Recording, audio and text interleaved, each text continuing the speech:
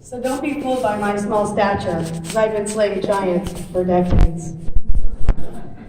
I want to just take a moment to thank all the leaders in this room. There's so many people that take a lot of effort and their time out of their days to put events on like this. So I just want to say thank you to those folks very much. The Northwest, NCW United, as well as the Indivisible Wenatchee. Thank you so much. And I also want to thank every single person in this room. We are all here today as a community that cares about the future. And I want to just do a quick little thing. I want you to stand if you're able and stay standing. If for the first time since last November you made a call to your congressperson, David Reicher's office, please stand and stay standing. First time or any time. If you're doing it still and you're calling every day, stand too. I want you to stand if you're able. If you marched, if you were one of the 2,000 people that marched in Wenatchee for the Women's March, I want you to stand if you're able and keep standing if for the first time you're doing things that you never thought you would do since November 9th. Amen. And I want you to stand if you are doing something other than posting on Facebook that you're mad as hell. Okay, I just want you to take a look around the room. This is the power of community, and I just want to say thank you from the bottom of my heart. None of us would probably be here if that day was different on November 9th. And I'll tell you that, thank you for standing. My friends on that day woke up and they were so upset. They couldn't sleep, they couldn't eat. I woke up that day and I knew it was my time to run, and I knew it was my time to lead, and I knew it was my time to serve. For every 5 members of Congress, less than 1 is a woman. That's not okay with me. So here's what I'm about, and here's what I care about. I believe in climate change. I believe climate change is real. I believe that women have the right to choose what they do with their own bodies. I believe that healthcare is the right for all and not the right for just a few. I look forward to meeting with you later tonight and in the coming weeks. And thank you for being here, and thank you so much for all your energy and effort. We wouldn't be here if it wasn't for you. Thank you so much.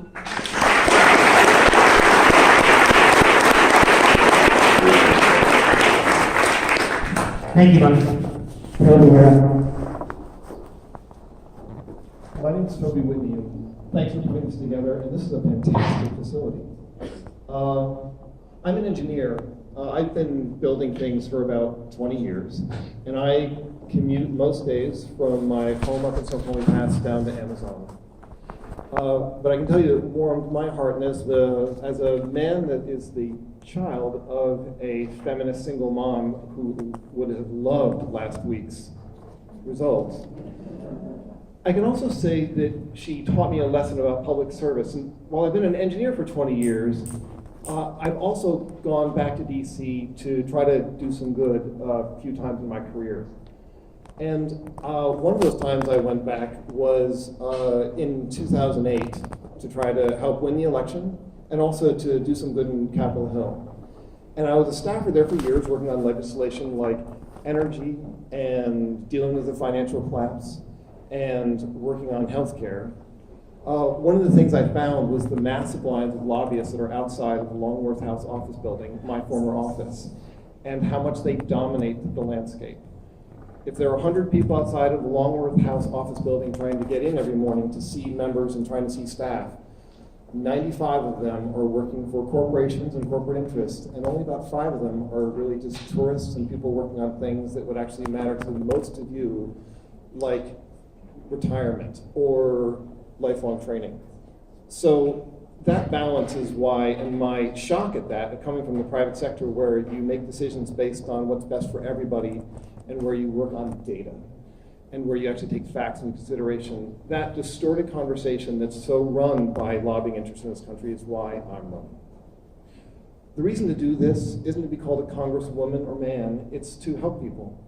It's the only reason to do this. And in this country, we have a huge problem, which is the fact that this economy doesn't work for most of the people in the country. And that's why I'd like to go back and what I'd like to help with, to make this country work for the 80% of the people in this country who haven't had a raise in 40 years, to make sure that we're not pitting a good economy against a green environment, to make sure that lobbying gets its clenches out from around Washington, D.C., and to try to get something done for the 8th District, where it can really take its position as a real essential bridge in this state in between the East and West Side. Thanks for your time. Thank you.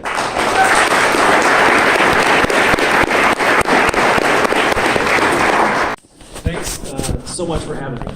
My name is Jason Ritterreiser, and I was born and raised in Eastern Washington. Growing up in Ellensburg, I learned just how hard it is for a middle-class family to get ahead.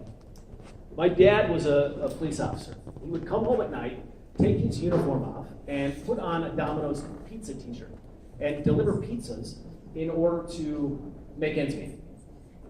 My mom, she was focused on raising my brother and me, but she started a small business in our home, daycare.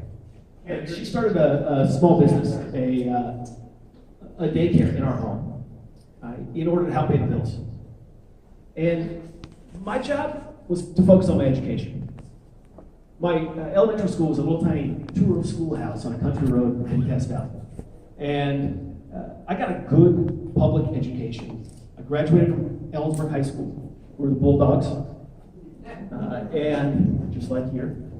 And then I went to work on a hay farm. I bucked hay and I drove a swather in order to pay for college at the University of Washington. I got a degree in economics and went to work for Congressman Rick Larson in the 2nd Congressional District. Then to law school in Chicago, then back to Washington to work as a criminal prosecutor for King County, where I worked every single day to protect our community. Now, as a lawyer, I've represented thousands of employees in Washington State. Stand up for what's right against corporations who don't play by the rules. Now, I represented a teacher who was fired for being pregnant out of wedlock. That case has become the national model on how we protect pregnant women in the workplace. I took on a $1 billion corporation in order to defend a woman who was a child care worker who was fired because she had a medical condition, and they didn't like that.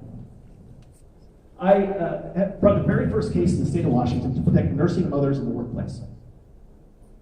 I've even taken on government when they failed to protect a woman who was a victim of domestic violence. Today, I'm running for Congress in order to fight for the middle class and for working families. You know, I also am going to take on a broken system in Washington, D.C. The reality is we're debating a tax plan right now to give tax cuts to the billionaires at the expense of middle-class families. There are old men sitting at a table deciding to take reproductive health care rights away from women, and that's a problem. And notice that's 2.5 minutes. But what I'm going to do is be a bulldog for the middle class and stand up for working families every single day. Thanks for your time.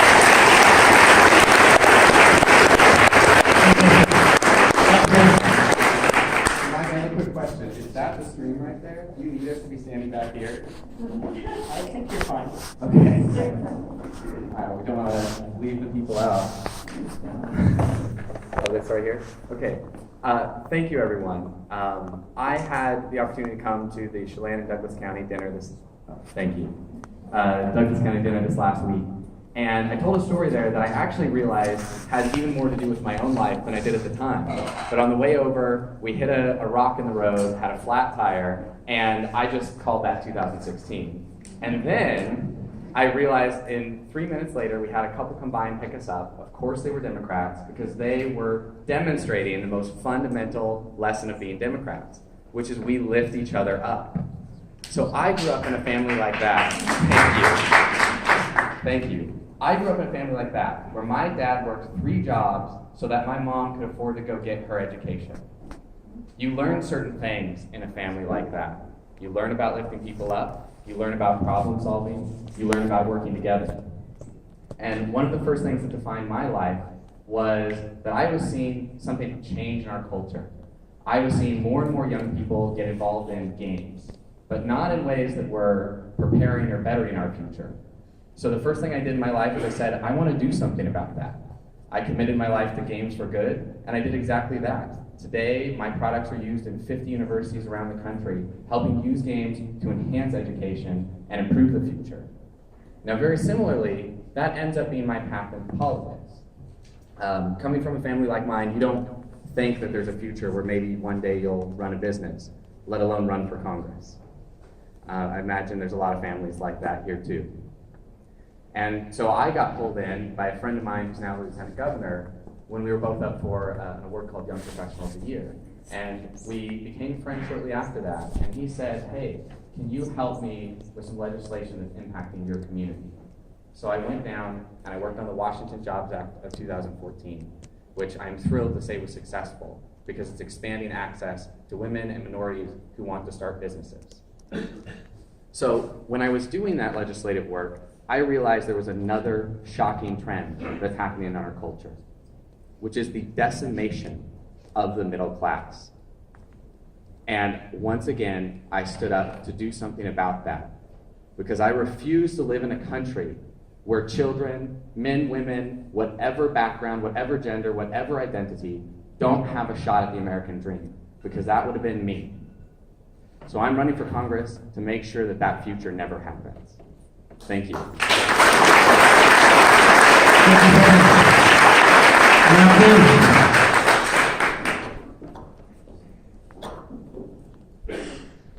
Thank you so much for coming tonight. I'm delighted to introduce myself. I'm Kim Schreier. I'm running for Congress in the 8th District. Now, I am not a likely candidate for office. I am no slick politician. I'm a pediatrician, a wife, and a mom. I have deep roots in the district, and I've been practicing medicine at Issaquah for the past 16 years, taking care of thousands of children, listening to their stories, and learning about their families. So please make no mistake, I love my job. I never thought I would do anything else. And then the 2016 election happened. And that rocked my world. The next morning, my son said, hey mom, does this mean we have to move to a different country? And my answer was no, we just need to make this one better. Yes. So politics became incredibly personal to me as a woman and a mom, as a person of science, just as a human being, and certainly as a pediatrician, because I have deep concerns about the health and well-being of my patients and families all over this district under this administration. So what did I do? I marched in the Women's March. I joined my local indivisible groups. I called my congressman daily because I got alerts on my watch telling me who to call and what to say. And now I'm standing up for the families in this district. I have deep concerns, like I said, about the health and the well-being of my patients and families all over this district. And this is not just about their health care and all of the terrible Trump care bills, because you can't really have well-being if you don't have clean air and clean water, if you don't have public lands to enjoy, if you don't have a great educational system, and if you can't depend on Social Security in your senior years. So I am stepping up for the families in this district. Look, we are all going to have to answer to this next generation. Elect me, and I will fight for our families. Thank you.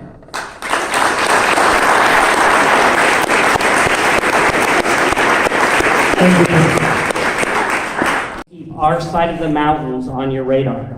How are you going to represent us as distinct from your constituents in Issaquah or on the west side?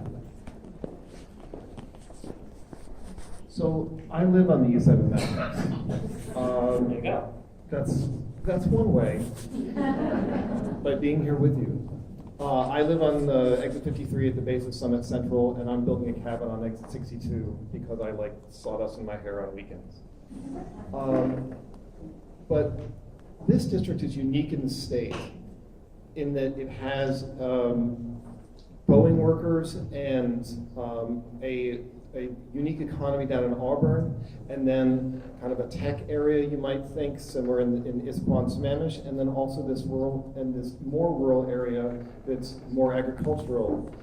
And while the issues are different, to me it looks a lot like my family, which is I have a rural background. My family made their money in coal and timber, and that's how they paid their mortgages. And my parents, though, owned small businesses in the suburbs. But whether it's outside of a big city or up over the mountains, to me, this looks like the United States. It's the only district like it in this state. It absolutely is a bridge in between the east and west side of the mountains. And I think it has a lot of lessons to teach the rest of the state. So how do you represent them, these different sides that have things in common? On the east side of the mountains, we care about H-2B visas and immigration quite a bit more than the west side, which cares about H-1B visas and what it does for the tech community.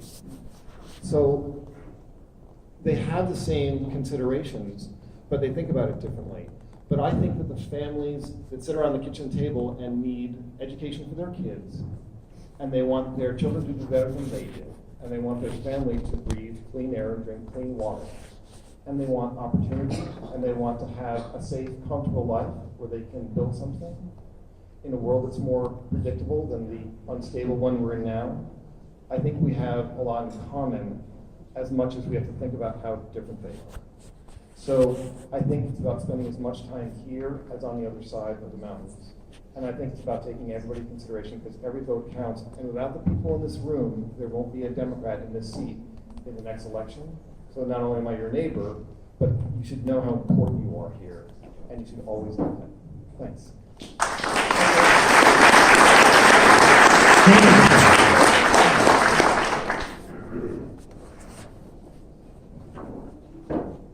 Well, this one's easy for me because I was born and raised over here, and this is more my home than anywhere else. My aunt is here; she's a school teacher actually in the Eastmont School District. And if I didn't come over here often enough, my grandmother would pick the telephone and be pretty upset. But the reality is, look, in September, I did 30 town halls in 30 days throughout this district. That was meant for a couple of reasons. First, I think fundamentally the role of a congressman is to listen and learn and then help and lead. And I don't think you can help and lead unless you are learning and listening from your constituents. And that requires accessibility, and that requires being available. And make no mistake, the role of a congressman is fundamentally the role of representing people. It's a customer service industry. And you get to apply for this job every 2 years. And so if you are not happy with the representation, just like we've been underrepresented in this district for a long time, we have a mechanism in our democracy, and that is to put somebody else in. You know, when we launched 30 town halls in 30 days, Congressman Riker was still representing this district. When I was growing up, it was a guy named Doc Hastings. He was equally inaccessible. I believe, because I worked in an office, in Congressman Larson's office, I believe that in order to adequately represent your constituents, to actually be an advocate for people in your district, you have to be available, accessible, and meet with the constituents where they're at. And that's my commitment. So thank you very much.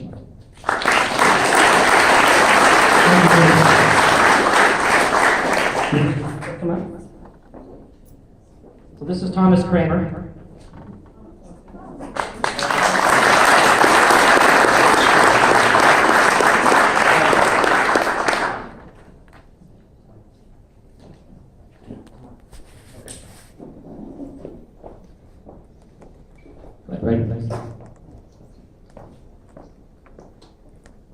I've grown up in many occasions having an idea that's a little bit different than the normal. And I think I might diverge a little bit on my answer to this question as well. Can't hear you. How about now? Good.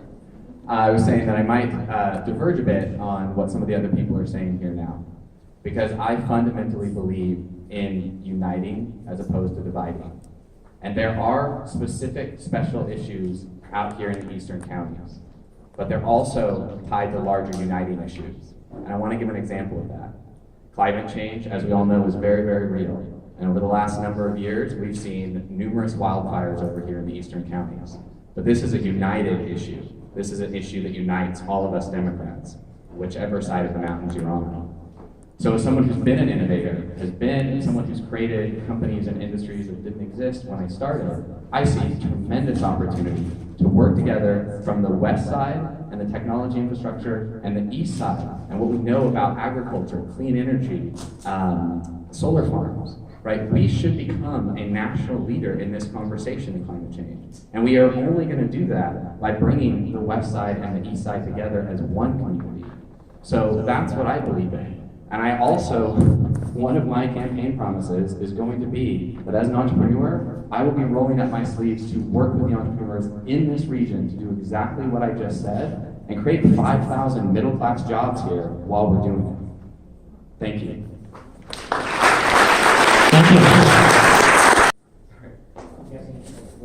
Thank you. Well, first of all, I will be a representative for everybody in this district, whether they voted for me or not. That is my job. It's also my job to have town halls with everybody in this district, whether they voted for me or not. Now, one of the best things, people always talk about their representatives being out of touch and turning DC, and I think one of the best things we can do is be good listeners, to travel all over our district and understand where the concerns are and learn about them. So for example, I'm a pediatrician, but I will be learning an awful lot about agriculture because there are tons of issues right now facing farmers. Drought, lack of water, fires. We're also looking at immigration and concerns about immigration, and we have a farm bill that's due for reauthorization. I need to learn as much as I can about farming so that I can be the best possible representative. And I'll tell you one other thing, which is that once I'm elected, I will make sure I have 2 offices, one in Issaquah and one in Wenatchee. Because if there's one thing we learned from Dave Reichert, you need access to your representative. Thank you. Thank you. We're going to go ahead and have Thomas Kramer answer this question as well. Yeah, I ran for this seat in order to. Okay. Can you hear me now? Yes. I usually talk too loud.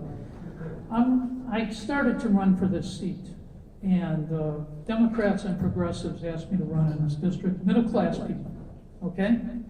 And I'm running for those middle-class people.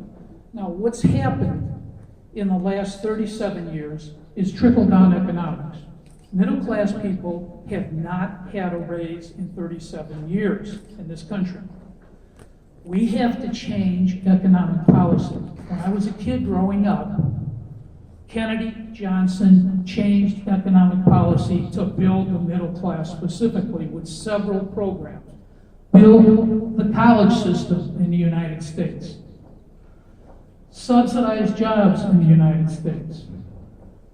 The war on poverty, the Great Society. Today, the middle class, when the economy grows, the middle class gets nothing of that growth. 93% of people are left behind in this economy. That's not fair, that's not just, that's not the market working.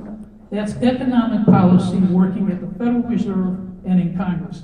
Now, to this district, middle-class working people need that raise. Not necessarily new jobs. They need the raise for the jobs they already have. Pay more. There's no reason why they can't pay more. Those Federal Reserve policies, those congressional policies, we need to stop trickle down. Congress directs it for the Federal Reserve. They direct it for the federal budget. And Congress has the power to change that. As your representative, I will fight hard so you get a wage increase for the jobs you already have. Now, compare it to Issaquah. Issaquah is a high-tech city, lots of Microsoft workers. Okay? This is a different part of the country, but all America has something in common.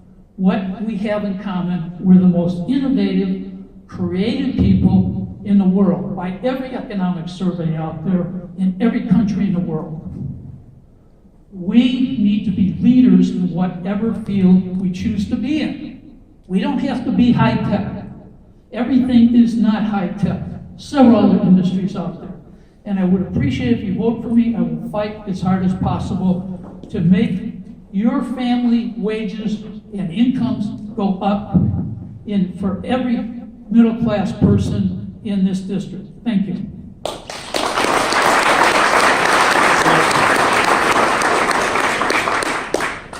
I grew up in Western Pennsylvania and Kentucky, and I grew up in lots of communities where people didn't look like me. And I had a motto: make friends before lunch or eat alone. In my work, I spend most of my time listening to people. And that's what I want to offer to people who voted for David Reichert. Some of them may have voted for Reichert because they want to prevent a person that looks like me from being in a position of responsibility. But I also know that some people voted for Reichert because they don't think anyone in the Democratic Party was listening to them. We want to make sure that people who are affected by a rigged economic system know that we're seeing the same failures and feeling the same pain as them. As somebody who lost her home in the mortgage crisis, and someone who has the bumps and bruises of real life, I can talk to voters, person to person, human being to human being. And that's how we're going to turn the tide, person to person, American to American, one voter at a time. And we need your help. Thank you, Monica. Very good. So we have two more questions. Before we do that, raise your hand if either you have a question to turn in or you need a card. Put your hand up either way. Some cards over here, some cards here. So folks, come on in and gather and distribute. Perfect. All right. As you're doing that, we're going to ask our second question. And did you start that one? Okay, so Jason's going to start this one. All right, our question number 2 is the 8th district is diverse with a strong conservative contingent. We know you will appeal to Democrats and progressives, but how are you going to get middle-of-the-roaders, independents, and moderates to vote for you? How are you going to appeal to both sides of the aisle? Jason.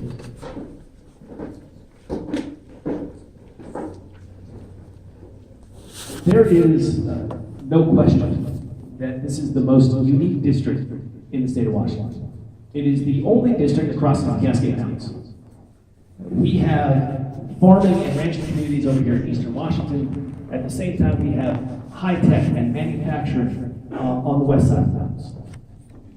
With that comes diverse political beliefs, from blue to purple to red. It is absolutely critical that we have a candidate on the Democratic side that can win votes across the aisle, that can pull Democratic votes, that can pull purple votes, and that can convince people, even on the red side, that there's a better candidate this year than Dino Rossi. Look, the choice is absolutely clear. The choice this year will be between a Trump delegate, Dino Rossi, and a Democrat. I have spent... When I was first looking at this race, to be perfectly honest, I believed that there would be a better candidate. I was approached about this race numerous times, and I said I would rather support the candidate that I thought had the best chance of winning. And I was encouraged, so I said I would go and meet with people and talk and listen. And for months, many of you probably don't know this, but I was the last person to enter the race from this group.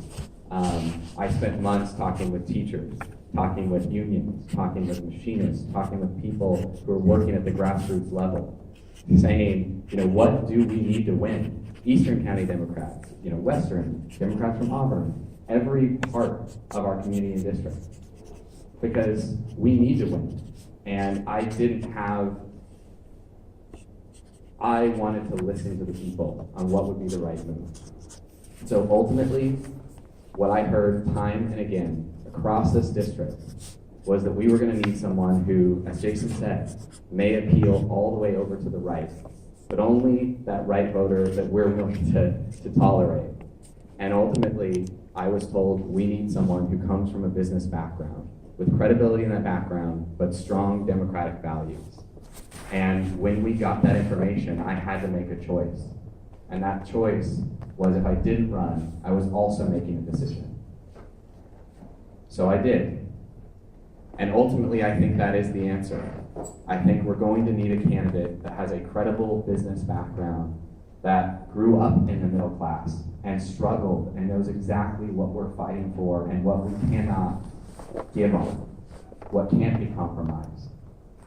So that is the candidate that I am. I will appeal to those voters in the middle. I will even appeal to some of those voters on the right. And I will go to Congress to represent our values on the left. Thank you.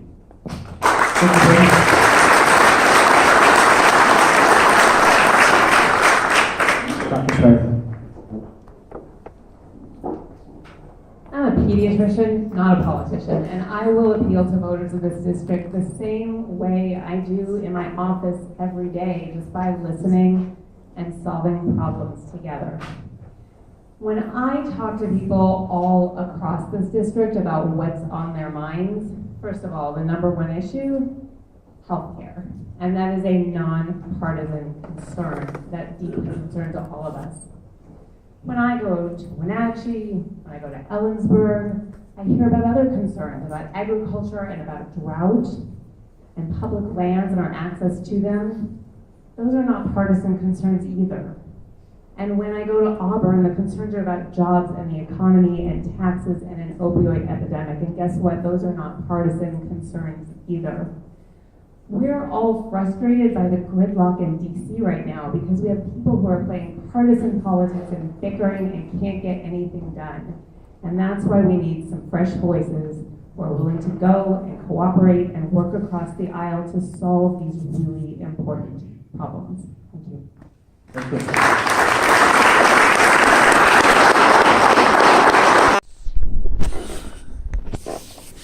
I didn't give a chance to give my stump speech, so I'm going to tell you a little bit about my background to start off. Closer.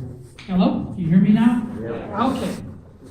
I'm running to get higher pay for regular people. When I was a kid, my father was a union janitor, was low paid, worked 60 hours a week plus side jobs. I rarely saw him. When the Democrats came into power at the election of JFK, unions became strong. My father got a 40-hour work week and a living wage.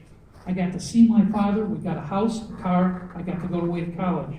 We became part of the middle class. Along with higher pay comes time to spend with family and with your community. You become part of society and have respect and dignity. The money and time brings you more than material rewards. Now we have the highest economic inequality since 1910 in the country. Again, the middle class hasn't had a raise other than inflation in 37 years. All the growth in the economy is going to the top. 90% is going to the 1% of the country. We need to change economic policy so the jobs you have, you do now, you get better pay for those jobs. Now, moving across the aisle, we Democrats, to my chagrin, moved to the right in the last 30 years. We moved away from the middle class. Donald Trump actually won a strong majority of middle class people. He did this by promising them something. The Democratic Party moved away from their middle class origins and moved to the right to compromise with Republicans. I'm tired of it. Republicans need to compromise with us. I'm talking to people in the middle, Democratic-leaning voters. I go door to door. I got over 200 volunteers working for me, going door to door in this district. They're hearing the same message. Number one, we're concerned about our wages. Number two, the cost of housing. Number three, the cost of health care. We can solve all those problems. I'll give you, when we bring up health care, I'll talk about my plans for health care. I was trained as a health care fellow, and I have the changes to make to cover everybody in this country for less money than we're paying right now. And I'll tell you how when we bring up health care in the candidates forum. Thank you.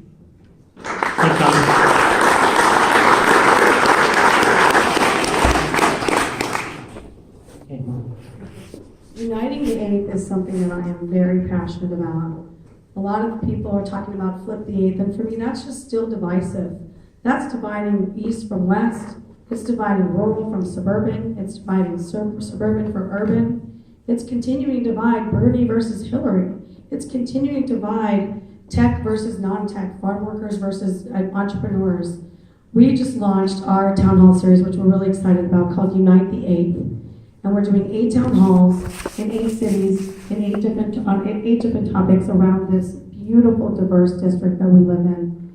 And tomorrow is our next one in Wenatchee. It's on immigration, which is an issue that is near and dear to my heart. My family came here with $6 from India when I was 8 months old. So immigration is something that's very important to me. And I believe that the best thing to do to unite this district is to listen. We have spent a lot of time not listening to one another, and that is the problem. One of many problems. One of the things I like to say about this district that I am so excited about, a diverse experience that I have tried to talk about the 11 languages of this district that I speak. As I mentioned, I grew up in rural America, so I understand rural voters. I also spent the first part of my career in tech, so I understand that tech needs in Issaquah and Sammamish. I also am an environmentalist, so I got an MBA in sustainable business. So I really care about this climate change issue, and I really care about the environment and stewardship for the land. So there's lots of different reasons why I believe we can be united instead of continuing to be divided. Thank you, Mona.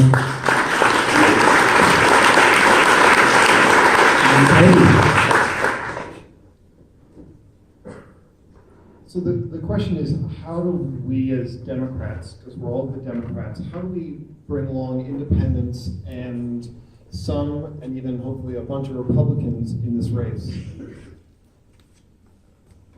I'm a progressive Democrat. I work to lift people up and to try to make sure that every kid in this country, every child in this country has a chance at realizing their potential. That's the job. Whether it's working on foster care legislation or working on ensuring that women's health care is taking part of the essential health benefits in the Affordable Care Act, or making sure that the Volcker rule is strong in Dodd-Frank so that banks don't leverage themselves out and mess up our economy again. Working on specific things. But there are also independents and Republicans that have other sensibilities beyond that, like how we deal with business. I've been a business person since I was a kid. My first experiences when I was 12 years old was helping my mom figure out payroll for her small business. And though we were poor and she struggled to provide for us, she still loved owning her own business, and she had concerns about Democrats not being sensitive enough to the challenges she had making payroll every week. I think that's something that we need to be sensitive to while we also lift everybody up. Those two things are not incompatible. I also think that some people think that Democrats are weak on security, weak on national defense. I'm a national security Democrat. I've been to the DMZ north of Seoul, Korea. I've worked on the National Defense Authorization Act. I care about what the relationship is we have in the Middle East. It's incredibly important to us, and now we're in an incredibly unstable time, mostly unnecessarily by our own president's making. We need to fix this. I think that's something that helps in the middle and on the right side of the spectrum. So this is a 50-50 district. I think that most any good Democrat can get 45% of the vote, but I also know from lessons in Congress that almost every piece of legislation I worked on in Congress that passed had Republicans on board, at least some, and I think that a lot of members of Congress go there to get something done, which is what I would go there to do. Not just to hold the flag, but to actually make a difference in your lives, because that's the job. Thanks. Thank you.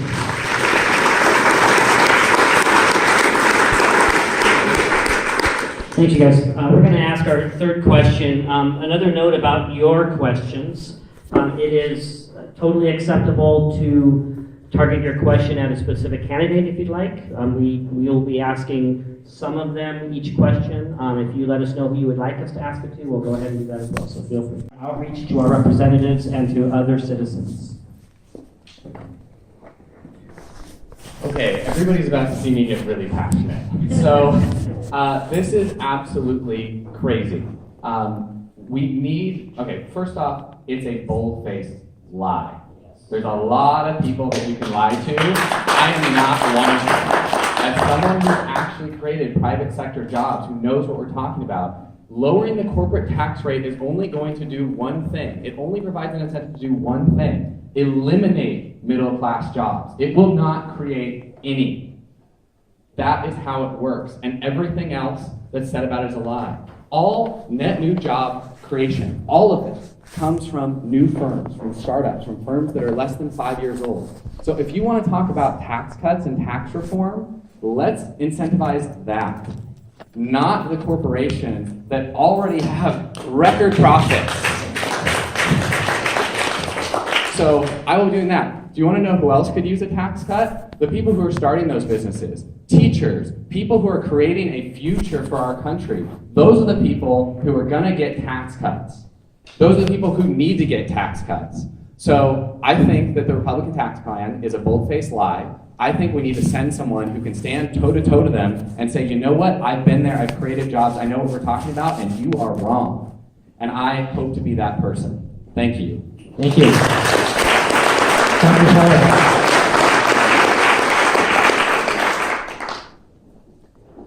Well, our tax code is already complicated and backwards. It puts far too much pressure on the middle class, and it has way too many loopholes that let the wealthy and corporations get away without paying their fair share. The new proposed tax bill is even worse because in addition to already being hard on working class families, it takes away deductions that are really important to us, like our mortgage interest deductions, and our state and local tax deductions, and our educational deductions. And instead gives even more breaks and more loopholes to make the wealthy wealthier and the corporations wealthier.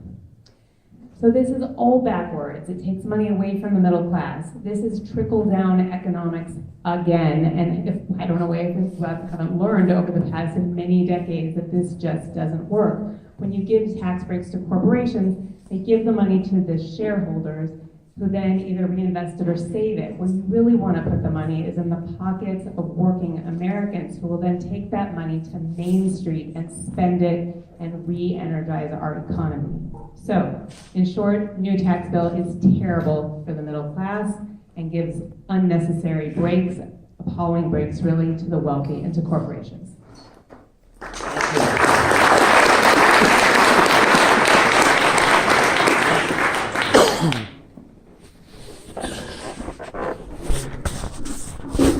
Okay, I've talked to many people about the Republican tax plan. And then I went over that ideal middle-class tax savings they're going to give to middle-class people. Went through it, and that $1,100, and I think it's $63, correct me if I'm a little off there, that they are promising is an outright lie, according to their own figures. Their own figures have two income tax credits in there for children. Any family that doesn't have any children is going to pay higher taxes, according to their own budget. But they continue to lie. Paul Ryan lied about it. Donald Trump lies about it.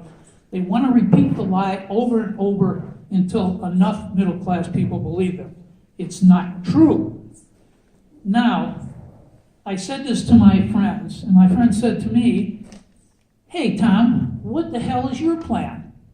My plan is to cut middle-class taxes now and shift that tax burden. I don't know if you're aware of this, but middle-class people, the average middle-class person, pays twice the rate that billionaires pay today in taxes because they have all their loopholes and all their deductions, and the amount, if you look at the IRS site, you can see that they're paying 17%, you're paying 33% of your paycheck if you're middle class.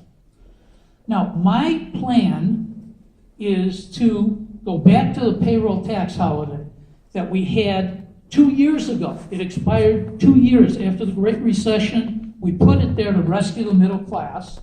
It cuts payroll taxes by a third, approximately a third. And it's made up, Social Security and Medicare don't suffer because it's made up by multimillionaires and billionaires who pay a surtax on their earnings in order to compensate for that. We need to bring that back immediately. We also need to finally raise taxes to what we had it during the Kennedy and Johnson administration when the economy boomed up to 76% for people who make over $3 million a year. Thank you.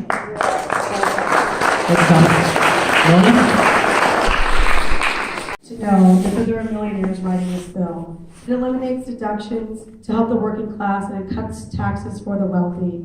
This wasn't written for Main Street. We all know it was written for Wall Street. Just look at the Goldman Sachs and the Wall Street executives on Trump's cabinet. We need tax reform, but it has to be transparent, and it has to be a bipartisan process. It can't be written by a bunch of executives behind closed doors. We know from the healthcare bill that doesn't work. We have a terribly regressive tax structure in this country, and the primary source of income for the wealthy is capital gains money earned by the investments as opposed to work. I would introduce legislation to tax capital gains at the same rate as work. It's high time we had a level playing field. It's high time we had a level playing field in this country. I would also like to introduce legislation to tax corporations based on the value of their earnings. If I'm elected, I will champion tax reform that says that where you are on paper doesn't matter. If you are benefiting from American workers and American infrastructure, you are going to pay your fair share.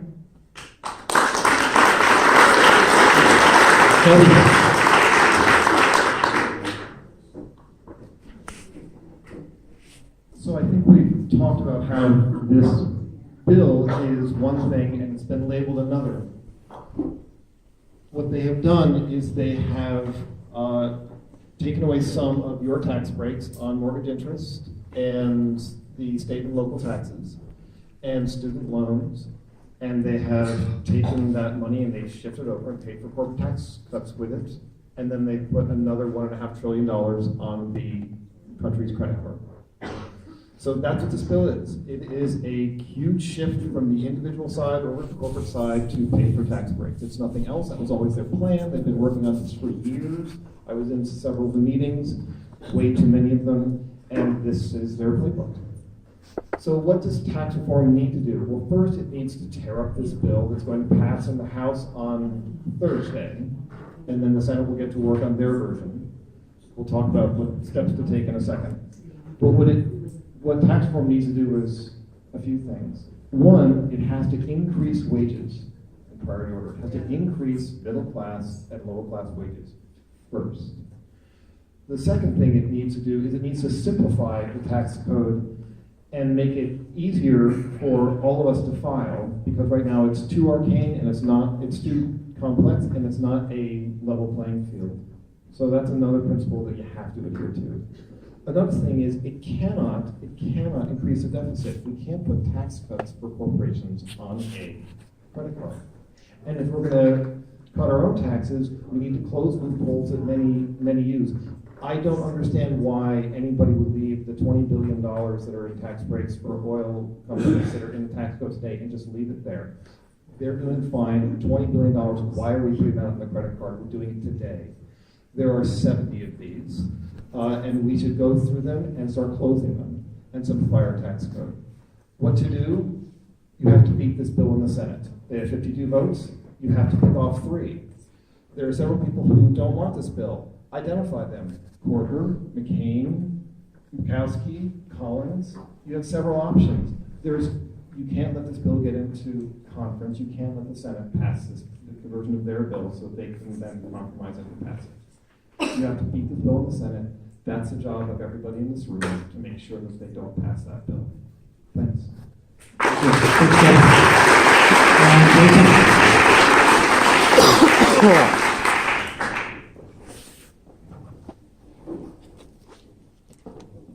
Washington, D.C. is broken.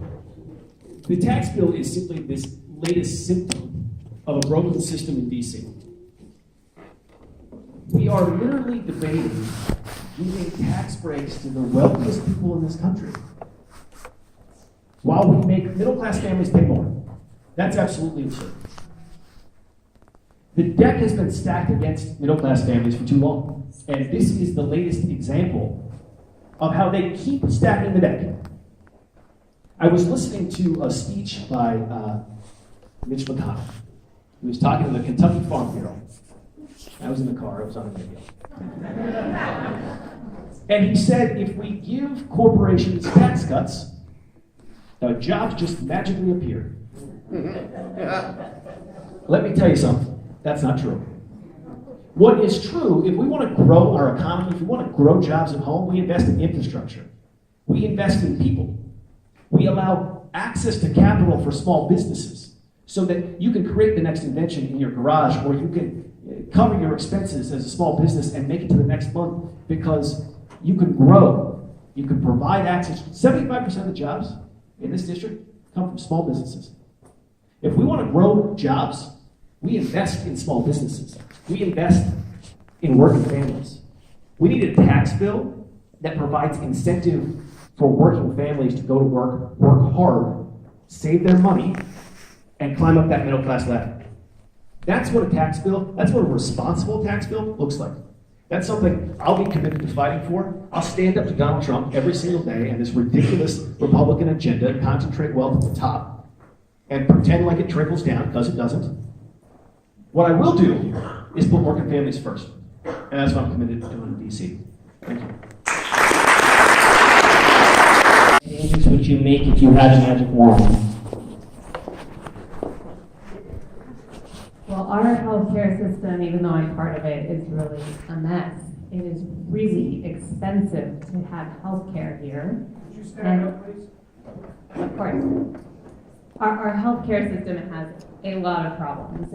Healthcare here is too expensive and accomplishes too little. And in part, that is because of a lack of equity and people not being able to access medical care and preventative medical care, and then seeking care when it's too late, often through the ER, where it's very expensive or paid for by the rest of us.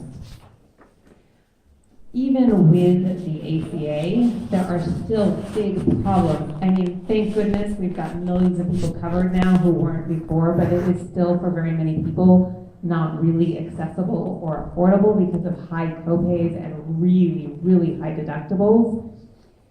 I have patients who have tried to treat illnesses at home that really needed to be seen because it costs them a lot of money to come see me. And so I've seen rashes get really bad.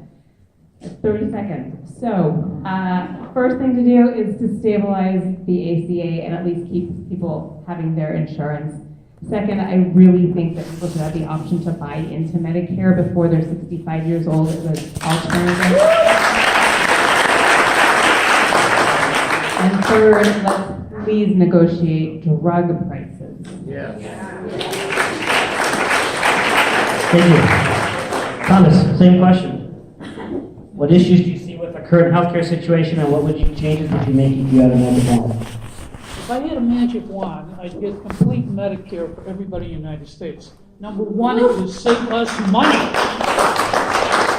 I'll tell you, right now, we subsidize healthcare insurance companies. If you look at Wall Street, last quarter, the average profit margin for healthcare insurance companies was 30%.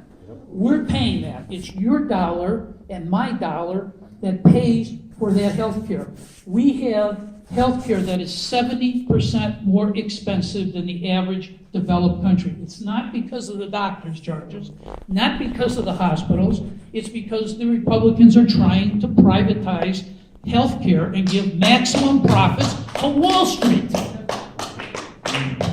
We can give Medicare to everybody and save money in the United States and offer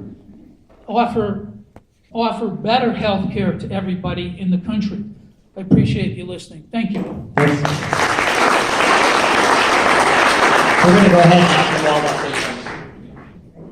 Healthcare. This is a complicated question, but it's not as complicated as the insurance companies and big pharma CEOs will tell you. If your healthcare is going to be affordable, I'm standing up, sure. If our healthcare is going to be affordable, we're going to have to start putting people over profit. Right now, we're paying close to $20 billion a year in administrative costs alone, while single-payer countries like Canada only pay 12%. First, we should amend, not end, the ACA. Then we can work towards health care. I do support Bernie Sanders' Medicare for All plan. One of its provisions would allow the Medicare system to negotiate with Big Pharma the same way the Veterans Health System does, something that Republicans have been preventing for decades. It's time we made healthcare a right for every American and not just a privilege for a few of the wealthy. I also want to tell a quick story about my strategist, Jonathan Teeters. Many of you met at the summer picnic. He did not have health care even though he had passed the ACA.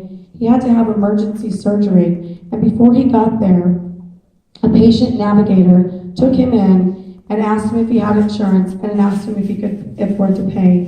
When the answers were no, they signed him up for Obamacare, ACA, right then and there. And I cannot tell you how grateful I am that my strategist and my friend doesn't have hundreds of thousands of dollars of medical bills because he could not afford to go to urgent care. So I 100% support that. Thank you. Thank you, Monica. Tony.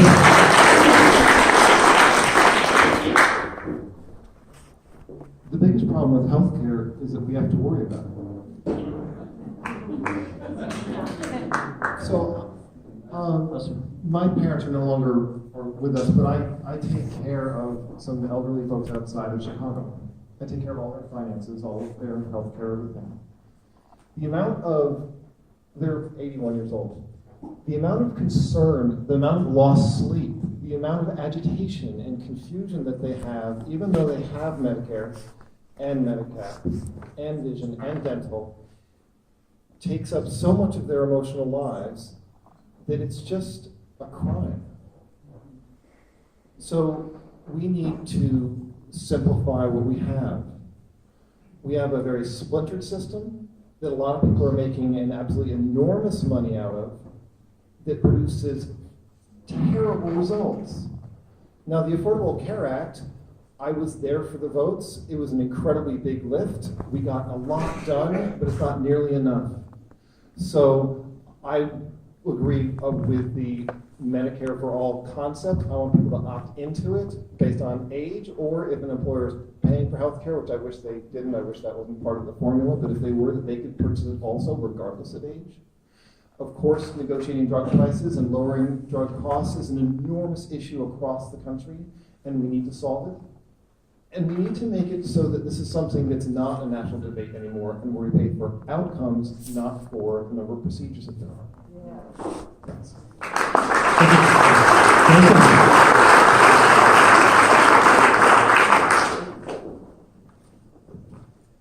I believe in universal health care. I believe that in America, you should have access to affordable universal health care regardless of your socioeconomic status or your income level, period. We made great advances in the ACA to cover people and make it affordable for almost 20 million Americans to have access to health insurance. We have to do better because there are still millions left out. Here's what we can do in the short term, because keep in mind, even when we go back in 2018 to Congress, when we've taken control of the House of Representatives, we're going to have a divided government. And we're going to have Donald Trump in the White House. And so the question is, what do we do in the interim? I think there's three things we can do. The first thing is to lower the age requirement for the Medicare option. My dad is a law enforcement officer. He's eligible to retire at 55 years old, although he's past then and still working. But law enforcement officers, there's not a police field or a law enforcement agency in the country that provides, or in the state of Washington, that provides health coverage for law enforcement officers who retire at 55. They have to wait until they're eligible at 65. That's a problem.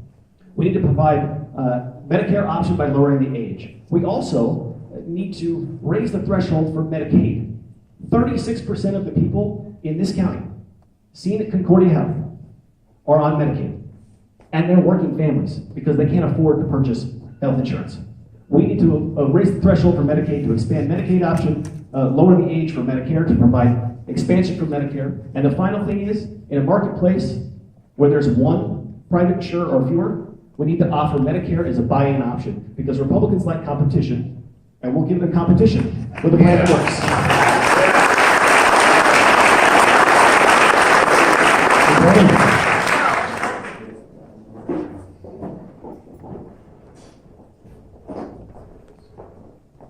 So I think think this question starts with waving a magic wand. So if I could wave a magic wand, it would be to make the entire other side reasonable. And that would get us universal health care. Again, I'm going to talk about the difference between dividing and uniting here. We talk about this issue as if on the one side there's a moral option, and then if on the other side there's a financially responsible option. But the reality is, if you look at the numbers, and the Medical Affairs Journal covered this, bipartisan research, peer-reviewed research, for every dollar that we spend in prevention, we save $3.27 in emergency rooms. The taxpayers are already paying for universal health care. It's just the immoral version of it.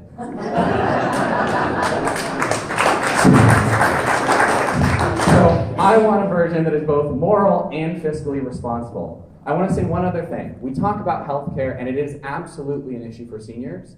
It is also an issue for the emerging generation. When we talk about some of the things on the agenda of the other side that relates to a woman's right to choose and reproductive rights, that's impacting our youngest generation. And that's why I'm proud to be an advocate for those issues as well. That is part of the solution, and I don't want to leave that out. Thank you.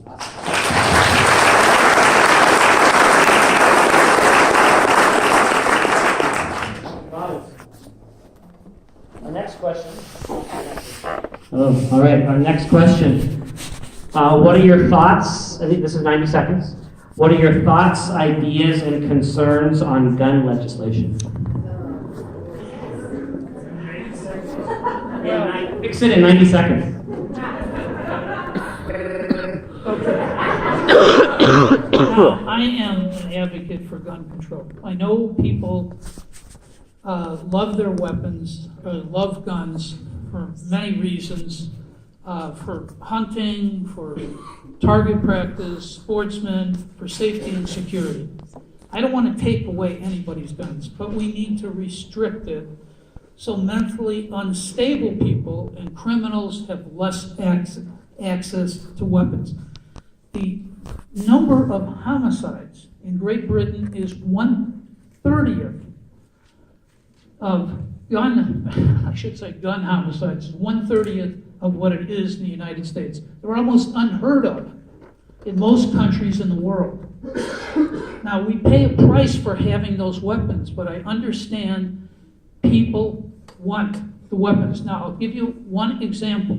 My next door neighbor, who's a hunter, had 4 expensive shotguns. They broke into his house, this was about 2 months ago, and stole those 4 shotguns, okay? Now, this is how weapons get out in the market, and we need to restrict the ownership and use of weapons more than we do right now through stricter gun registration and stricter laws, and maintain those rights that people want to hunting and personal safety and target practice or whatever. And that's my view on guns. Thank you. Thanks, Thomas. Safer gun laws. We need folks to, there's so many people that are so afraid that their guns are going to be taken away. And I know when Obama was elected, that was the biggest fear. And those folks still have their guns, and they still hunt with them, and they still use them, and that's fantastic. And I think that's great. What I want to see is responsible gun ownership. I really support the Alliance for Gun Responsibility and the group that's putting together I believe it's called the I-90. And what they're doing is they're advocating for responsible gun ownership. And really what that means to me is that we get guns out of the hands of those folks who shouldn't have them to begin with. And I know that this is a divisive issue. Again, this is one of those issues that is meant to divide us instead of unite us. And that's the first thing that we need to do, is really wonder and work together to make sure that we create solutions that are equal for all. And we see this time and time again, and I thought after Sandy Hook, I thought something would change. I thought after Vegas, something would change, and then we just saw what happened in Texas. And we need more than thoughts and prayers. As someone said very, very poignantly on Twitter or Facebook, those folks were already praying. We need more.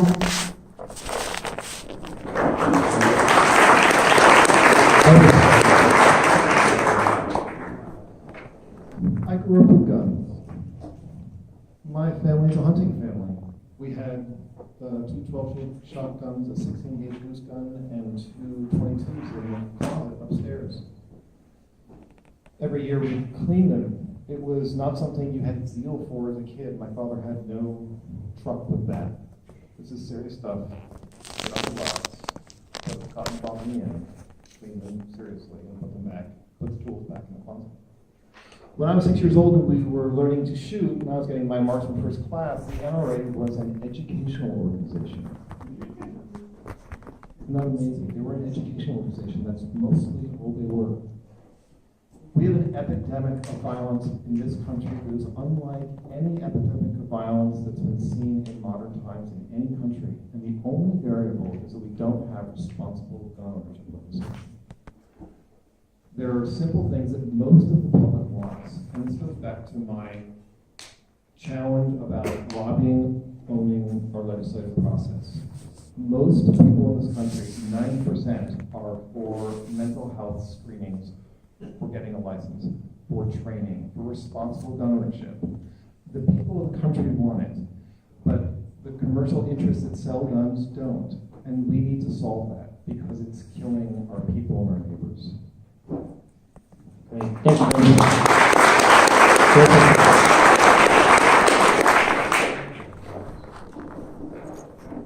I grew up in a family with guns. I grew up in a law enforcement family. My brother is an avid hunter, and I believe in the Second Amendment. But I also know we have a gun violence problem in America. It's a violence problem I went to work as a criminal prosecutor trying to solve. We need gun safety laws that keep guns out of dangerous hands, period. We need mandatory background checks for all firearm purchases. We need gun safety laws that restrict the ability of people to possess guns. If you're on the no-fly list, you can't get a gun. That seems pretty simple.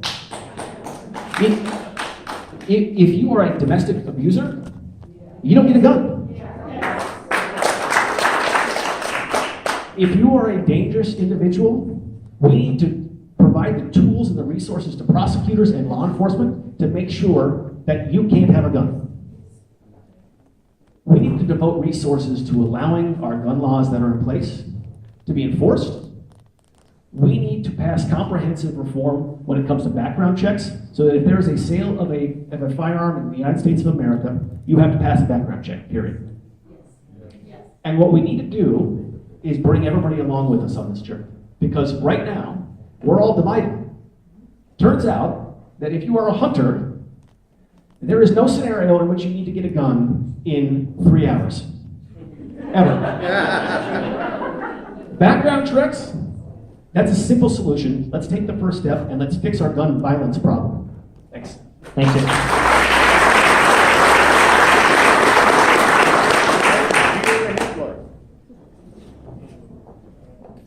Sounds like many of the candidates here, I agree that I do support the Second Amendment.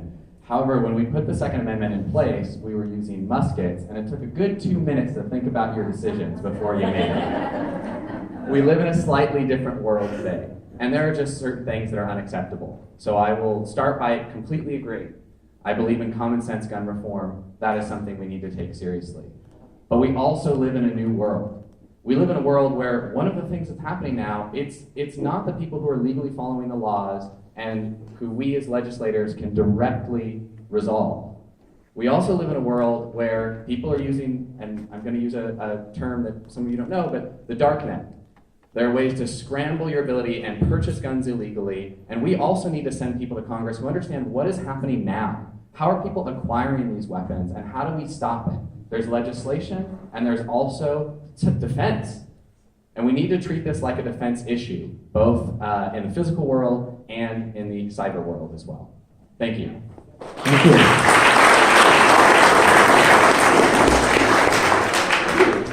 Kim. As a pediatrician, I look at guns as a public health issue in addition to everything that my peers have discussed. Because unfortunately, I see a lot of depressed teenagers. And what I know is that having a gun in the house could be the difference between whether a teenage boy survives or does not survive his high school years. Guns are the third leading cause of death in children. And so, guns, of course, people can own guns, but I want them owned safely. I want them locked up. I don't want them in the hands of children ever. And of course, like all of my colleagues, I do not want them in the hands of anybody with a history of domestic violence or severe mental illness. And as a little final punch here, we do not need militia-style weapons in our country.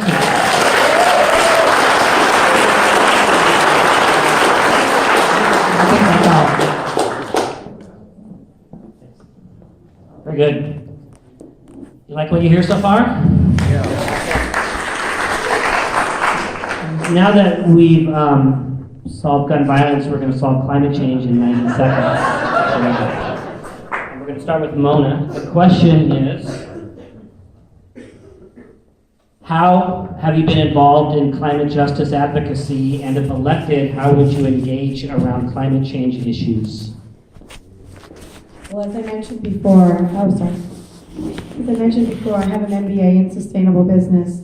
And what that means is that we're a group of change agents that look towards business as a solution for our problems. And right now, I do believe that climate change is one of the biggest problems of our time. As we know, on both sides of the mountains, when this summer, there were so many fires burning, what happened? We couldn't breathe.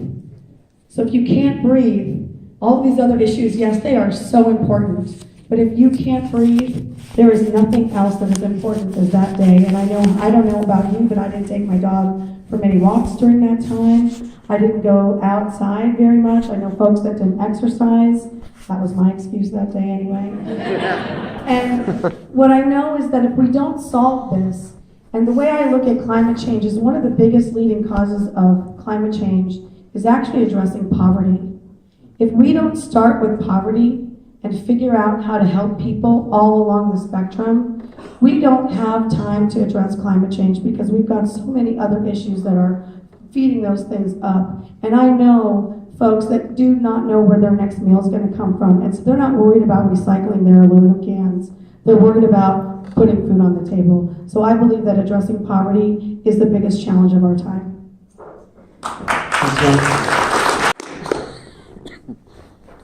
So one of the reasons I live in the 8th District is because I'm a hiker and a climber, and I have been since I was 4. That's what I do. Every weekend that I'm not doing this or doing work at home, that's when I'm out on the trails. All right. I have crampons and I use them. Not inside. In terms of advocacy, I work mostly on policy, on things to go get done. So working on a carbon tax bill that lowers the amount of carbon in the atmosphere that businesses want to participate in because they see the future. General Motors, all electric fleet by 2025. Pretty amazing. There's change happening. Businesses want to get on board with some of it. I work to make sure that the fisheries around the world are not hurt by our trade agreements and they remain sustainable. I work to make sure that our national forests are expanded and that they get funded so that they can be maintained. I also worked on an issue that's very dear to my heart because it has so much terrible collateral damage, and that's natural resource black markets around the world. Gold, ivory, diamonds, minerals, oil, charcoal. These are black markets that destroy our environment, particularly in less governed parts of the world, and also fund armed groups, insurgencies, violent crime, mass crimes against women. These are the kind of issues I've worked on my whole life. I think when we think about the 8th District, we think about the challenges of water, of the Hearst decision, of the effect of climate change on our farmers and on our jobs, what it's doing to the prevalence of forest fire and what we do about that, which is a huge issue. I could smell the smoke in my house. I was in the smoke most of the summer with you. So these are things I've worked on and that I'm incredibly passionate about. Thanks. Thanks, Toby. Jason? There is no question that climate change is real, it's happening now, and humans are a contributing factor to climate change. Even Donald Trump had a leaked memo that slipped out admitting that. And so now that the debate is over, the question is, what are we going to do about it? The first thing we need to do is rejoin the climate accords, the Paris Climate Accords. In Congress, we actually can remove it from the executive's hands because we have an ability separation of government. Congress can pass a law that says we will maintain the standards of the Paris Climate Accords. We can do that immediately. Now, in the 8th Congressional District, there is no better place to advocate for the environment. We have conservation efforts. We have renewable energy technology that we are the leader in the world. We also have public lands, the most public lands in the state of Washington, turns out. Now, I'm a member of the backcountry hunters and anglers, and we are dedicated to protecting public lands and keeping our public lands in public hands, making sure that we're not divesting these public lands that ultimately leads to loss of our public lands and allowing them into private hands where they can be developed. Now, I think in the 8th Congressional District, we ought to be exporting our renewable energy technologies across the world. We have solar and we have wind. And it turns out that wind technicians is a job growing at 12% faster than any other job in the country right now. And we have an ability to capture not just renewable energy technologies for the health of our planet, but also for our economy. And that's a way we can grow jobs. Thank you. Thank you, David.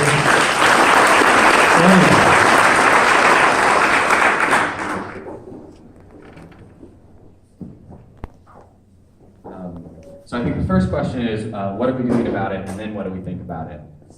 If you put my friends in a room and threw a rock, you couldn't hit someone who isn't working on environment. I absolutely supported the carbon tax initiative last year, and one of my close friends, Aaron, was one of the lead people working on that campaign. So I completely agree. This is not a political issue. It's not a partisan issue. And unfortunately, it is not even a national issue. This is an issue we have to solve as a global community. And any pretense that we have that that's not true is a failed solution, because we all breathe the same air in this world. So absolutely, the move out of the Paris Accord, thank you. The move out of the Paris Accord is also moving us not only out of the flow of job creation, which is absolutely where we could be a leader in the 8th District in clean energy jobs. So that's a failure for us here in the 8th. But also, that takes us out of the conversation nationally, where we can't influence what's happening in the world. Yeah. So the last thing I want to say here, I know, and many of you have probably heard, that I'm living in the first generation in American history since we founded this country that's projected to be worse off than our parents, ever. And this is part of that issue. We are going to inherit a planet that is environmentally devastated. So for me, and for my friends, and for many of you, this is not a matter of policy. This is a matter of life and death. Thank you. The absolute most disturbing things that this administration has done is roll all of our environmental protections backwards. There's a complete disregard for evidence, pulling out of Paris Climate Accords, getting rid of the Clean Energy Plan. Everything this administration does takes us steps backwards while the rest of the world moves ahead. As a pediatrician and a mom, I hate to keep saying that, I consider it our responsibility to our children to address climate change immediately. Because the longer we stand around and talk about how it can't get done overnight, the longer we wait, the more this planet warms, and the more they have to deal with the consequences of our irresponsibility. And so, what do we need to do? We need to rejoin the rest of the world with Paris. We need to get more scientists into Congress. Yes. We need to get legislation immediately that sets national standards for what we want to do and get us off of fossil fuels and onto renewables as quickly as possible. The number I've heard is by the year 2050. If we could do it sooner, I would be thrilled. Thank you.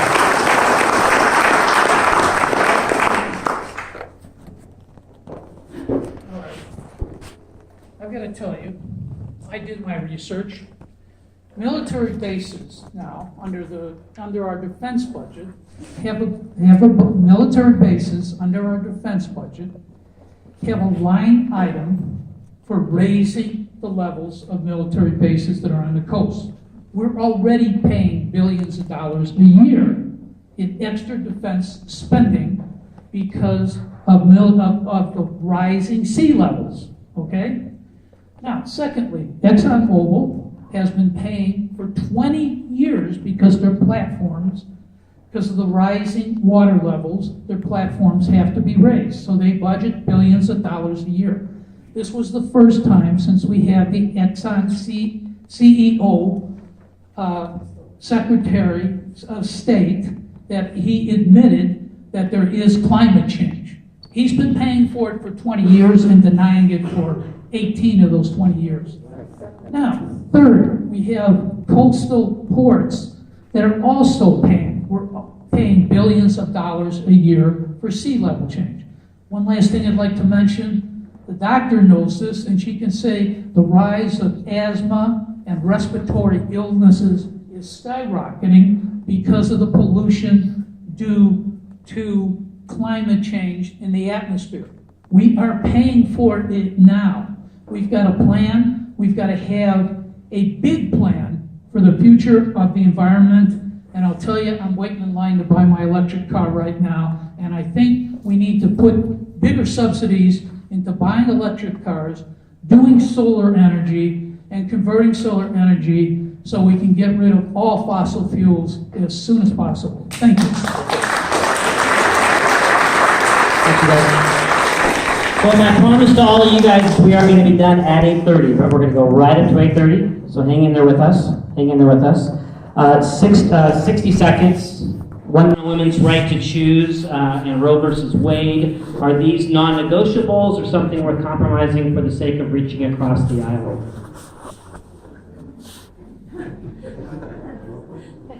My mom worked for Planned Parenthood. It's non-negotiable.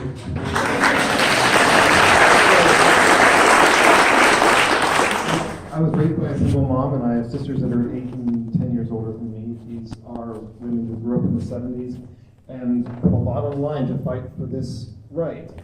I think women own the control over their own bodies, and I don't think anybody else does, and I think that decision is between them, their family, their doctor, and their God. So, no, it's non-negotiable, and it's a simple question. Great. That's all you need. Don't have to use all 60 seconds. Non-negotiable, full stop. But I won't just agree not to negotiate with it. I'll actually make sure that if it's actually an issue and comes up on the floor of the House, I will fight every single second to make sure that a woman's right to choose is a woman's right to choose, period.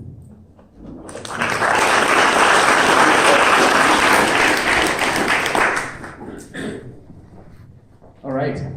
So it's interesting to me because I hear from all my Republican friends, right, that government should be smaller and should not be involved, right, except on this one issue. Go figure. So I actually think that they need to jump on board with their own policy, decide that the government is not involved in this, and get on board with the Democrats. So I absolutely believe in a woman's right to choose. I absolutely believe it's an issue primarily, again, facing this younger generation coming up. These are the people who need access to Planned Parenthood right now and are making choices for how they're planning their family. So this is my peers. I completely support it. No questions asked. Thank you.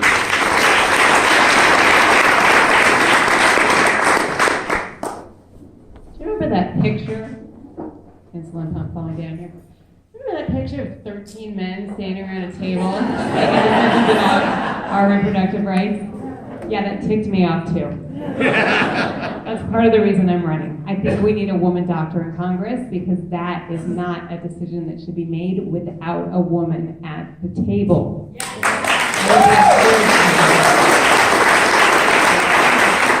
Non-negotiable.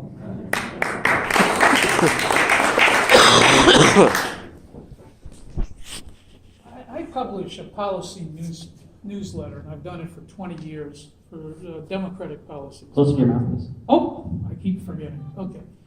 I published a newsletter for progressive democratic policies for 20 years.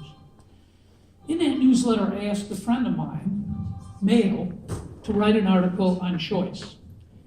Number one is we're both 100% pro-choice, and our organization has never endorsed a Democrat for Congress that isn't 100% pro-choice. Now, in the article, he equates choice, Roe versus Wade, to rape.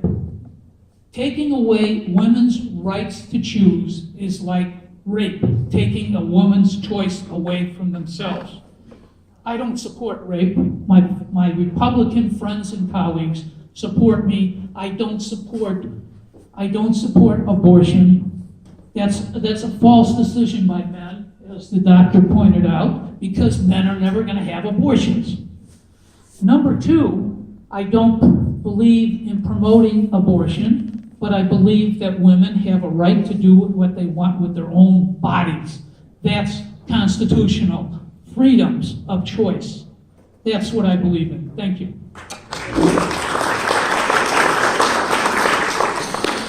I'm so happy I get to go last.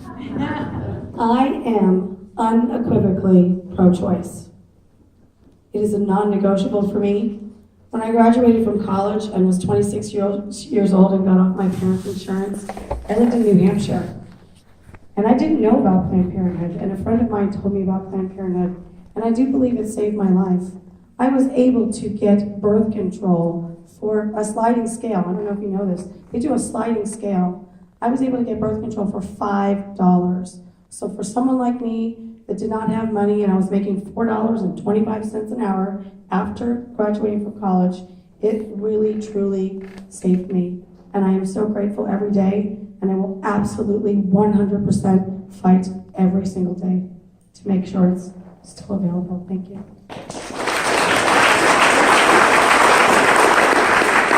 All right, for our last 6 or 7 minutes, we're going to do lightning round. You get extra points for taking very little time. So in as few words as possible.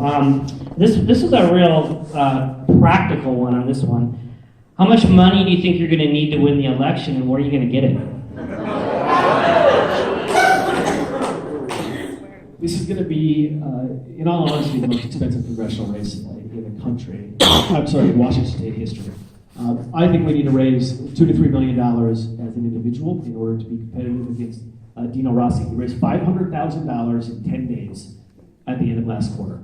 And every indication he's going to keep doing that. So where did my donations come from? From individuals. We raised money from over 760 people in the first quarter. And we're going to keep doing that to make sure we can compete, because this election matters, and we're going to win.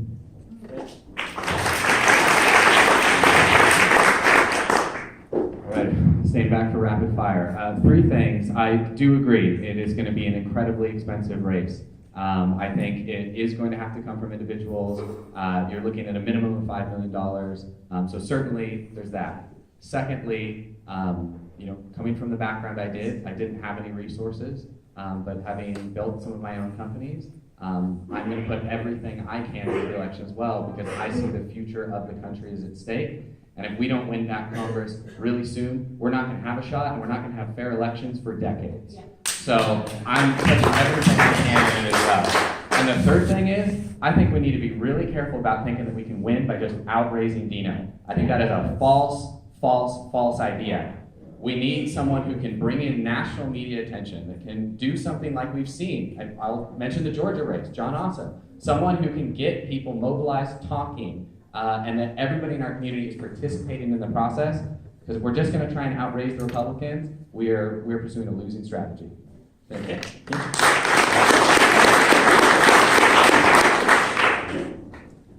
I have also heard the figure of somewhere around $3 million, and that this may be a $10 million race all told. But more importantly, I will need you, because there is an incredible amount of energy out there right now to take this country back in the direction that we want it to head. And so I will be depending on all of us coming together for this movement, whichever one of us ends up being the nominee. And we need feet on the ground. We need ringing doorbells and phone calls, and I will count on an entire community and groundswell coming out to win this race.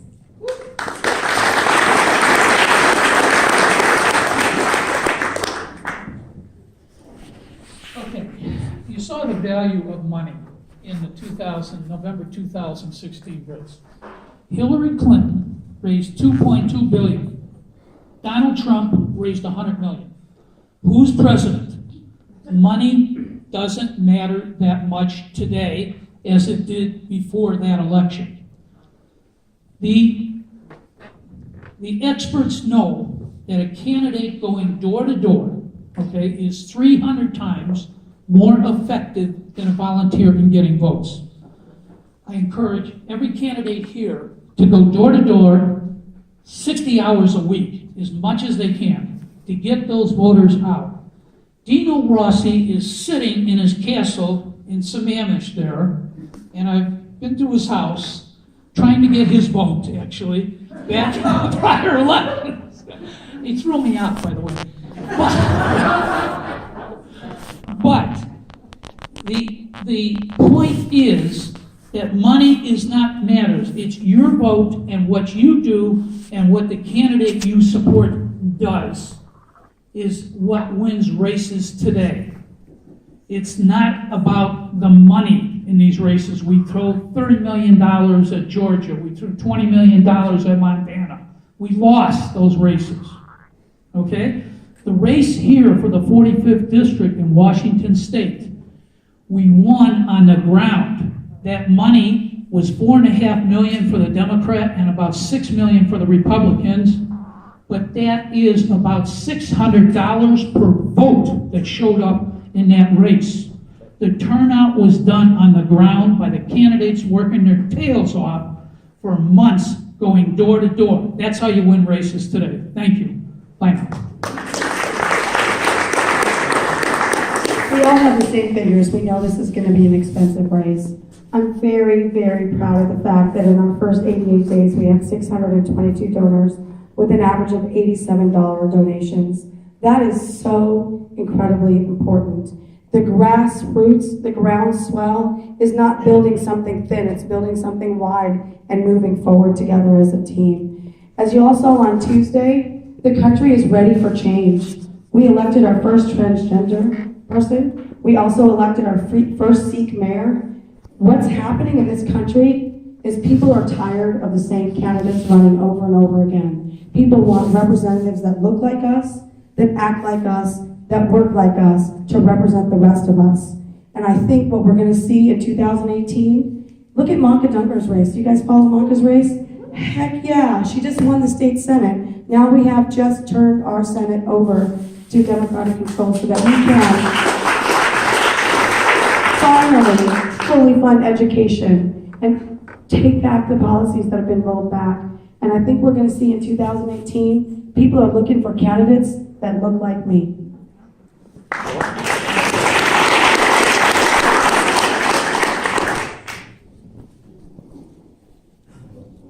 As one of the top 20 races in the country this cycle, this will be a $20 to $25 million race. The Republicans will outraise the Democrats. They have larger money interests, and that's what they do. But money, like Tom said, doesn't win elections. Trump, Manka was outraised. Ossoff had much more money, he lost. Money does not win elections. What wins elections, having worked in a whole bunch of election cycles for up and down the ticket for 20 years, what wins elections is a candidate that's the best fit for the district. Who's going to get something done for you? And not just for the core Democratic voters, but also independents and some Republicans. Because if you don't win their votes, you don't win the seat. So it really is a contest of ideas. It's not about cash. It really isn't. It's a fine question. It's a cynic's question. It's also not true. The person who, you need enough money to get your vote, to get your word out. But it's not what wins elections. What wins elections is when one more voter for one side, 50% plus one, pulls the lever. That's what wins elections. Amen. Thank you. All right, we have two minutes left. You have 5 seconds to describe how you're going to unify the Democratic Party. No, not really. There's some great questions here, though. I'm not going to ask you that one. I also wish I could have asked you this one. If you were a Seahawk, would you stand or kneel during the anthem? And let's see. The one I do want to ask everyone, and this is just a one-word answer, but I lost it here. Oh, there we go. For all the candidates, will you support the Democrat who wins the primary election? Yes or no? Yes. Pass it along. Yes. Yes. Yes, of course. Heck yes, our country depends on it. Absolutely. All right. Hey, let's give them a round of applause.